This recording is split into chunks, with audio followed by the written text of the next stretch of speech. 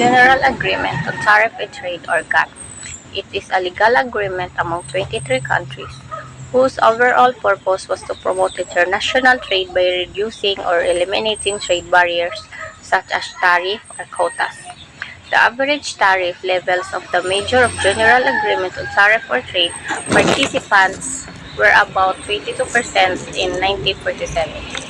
By 1962 to 1967, the average tariff level of GATT participants were about 15%. The General Agreement on Tariff and Trade, or GATT, was originally considered during the United Nations Conference on Trade and Employment and was the result of negotiating government failures to establish the International Trade Organization or ITO or the World Trade Organization WTO.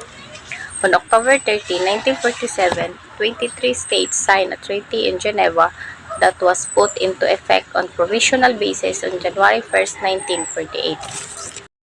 World Trade Organization or WTO. The World Trade Organization is a global organization with 164 members countries that regulates international trade rules.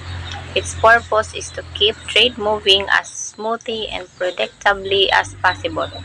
Former President Donald Trump threatened to withdraw from the WTO in August 2018, calling it a disaster.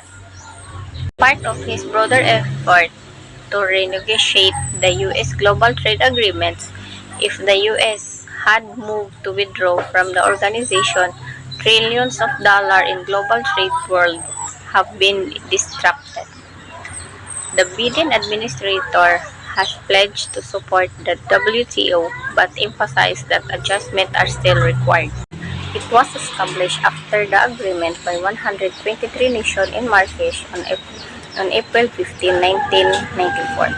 In 1993, the GATT was updated to include new obligations upon its signatories. One of the most significant changes was the creation of the World Trade Organization. World Trade Organization is the successor of GATT and have succeeded the reducing tariff.